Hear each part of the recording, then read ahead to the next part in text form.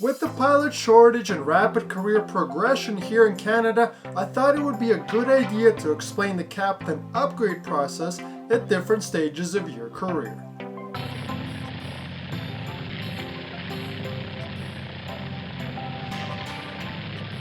Welcome back to Aviator Inspirations. My name is Yaro and I help take the mystery out of the aviation industry.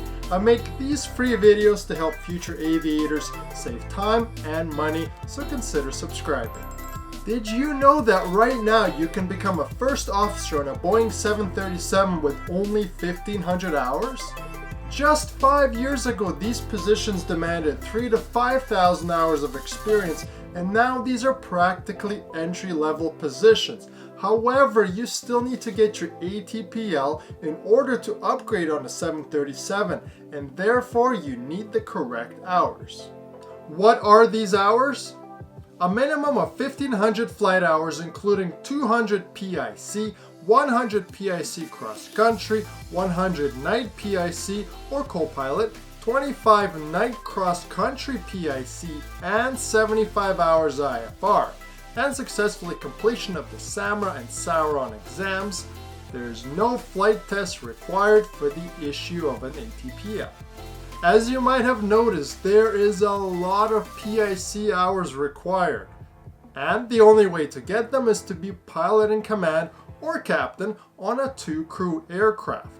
The two hardest to get is the night PIC and IFR hours. If you are a flight instructor, you might get lucky and have some students that do their night rating with you. Otherwise, if you are doing aerial survey or flying skydivers, all of that happens during the day and you'll get 0 night hours. There are very few single crew airplanes certified for IFR, so most likely you will need a multi-engine IFR job. Of course, you could wait until 1,500 hours to get onto a Boeing 737 to get the IFR time, but airlines still want to see some multi-IFR experience, and I would still recommend getting a multi-IFR job, preferably on a turbine aircraft. There are a few options like medevac on a King Air or passengers and cargo on a Beech 1900. To become a first officer is quite easy currently. All you need is 500 hours. To upgrade to captain, you need 2,000 to 3,000 hours and an ATPL. But you said I need to become a captain to get the PIC hours, but I can't become a captain without an ATPL. But to get an ATPL, I need the PIC hours. And this is the chicken egg situation a lot of pilots find themselves in.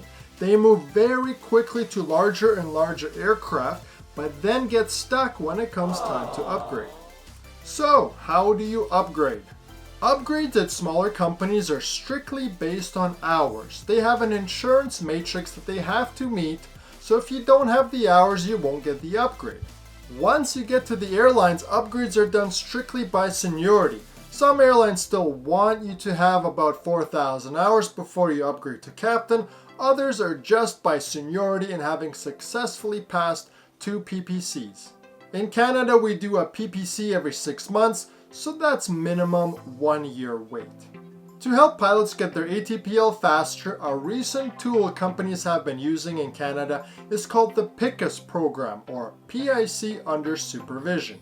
This program can be instituted by large and small air carriers, allowing co-pilots to credit up to 200 hours co-pilot time as 100 hours as PIC under supervision. This means that 50% of up to 200 hours co-pilot time can be credited as PIC experience if approved and if completed within 12 months of the application date. You can apply 50 hours PIC under supervision cross-country night to meet the 25-hour night PIC cross-country requirement. So you finally built the hours and got your ATPL. Now how do you upgrade to captain? At smaller companies, there's not much to it. You talk to the chief pilot, and if he thinks you're ready, you start your training.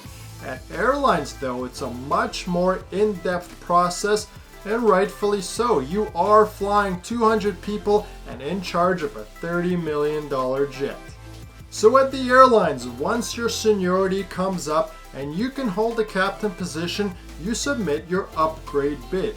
The company then assesses your training file. They look at everything you have done at the company up until this point.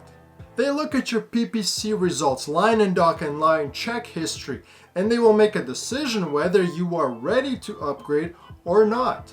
Once accepted, the next step in the captain upgrade process is an interview with 2 people from the company. They will grill you on aircraft systems, company policies, operating procedures, CRM, leadership, and decision-making skills. Many people fail this step and never actually get to the flight training portion. If you do make it through, now the hard part begins, proving yourself in the simulator. Captain upgrades are put through a full course where they have to go through all the emergency procedures and demonstrate their competency in flying the aircraft, managing the crew, and demonstrating good decision-making skills. At the end of all this training, you do a flight test. 2 failures to be promoted to the rank of captain may result in the pilot being classified as a career first officer, meaning they can never upgrade to captain at that airline. That's why upgrading to captain is a stressful time and taken very seriously. When I was training for captain on the Boeing 737, I basically didn't talk to anyone for 2 weeks. I had sim every single day, and in the evenings me and my sim partner would dive deep in the books, memorizing information, practicing procedures, and getting ready for the next simulator session. It's very hardcore, but so is the responsibility, and if you emerge successful after the flight test, you are only halfway there. After a successful PPC, some companies want new captains to pass 1 or more lofts, or line-orientated flight training. This also happens in the simulator where you start off by getting ready for a normal flight. Then as the flight progresses, you encounter situations like you would in real life, and you and your first officer have to work together to manage the issues and get the aircraft on the ground safely.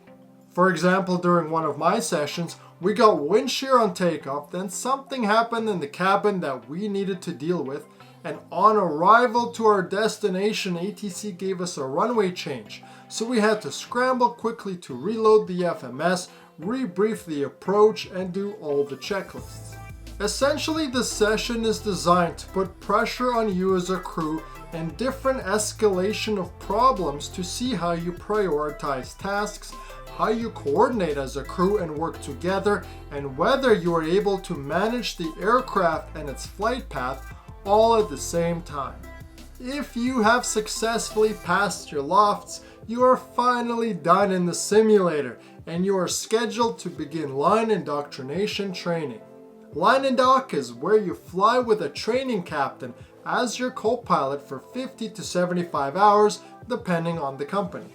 His job is to help you transition from the simulator to actually flying the line and dealing with dispatched flight attendants and making sure you don't get overwhelmed and task saturated. At the end of your line and dock, you are scheduled for your line check.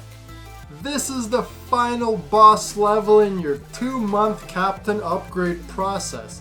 Successfully passing your line check completes your training and you're officially a captain and can fly with first officers. As you can see, this is not a very easy process and failures can happen at any time. Because the industry is moving so quickly, you need less and less hours before obtaining the coveted airline captain position. But if you are not ready or have never been a captain before, you might struggle. My personal recommendation is to try and get 1,000 hours multi-engine PIC at a smaller company like on a King Aero Beech 1900 or Saab 340. Leadership, making good decisions, confidence are all skills that take time to build and develop. You will make mistakes, you will screw up, but that's what builds your experience, and doing it at a smaller company before getting to the airlines will make the upgrade process easier. So if this video was helpful, smash that like button. If you have any other aviation related questions, leave them down below. Thank you for watching, and I'll see you in the next episode.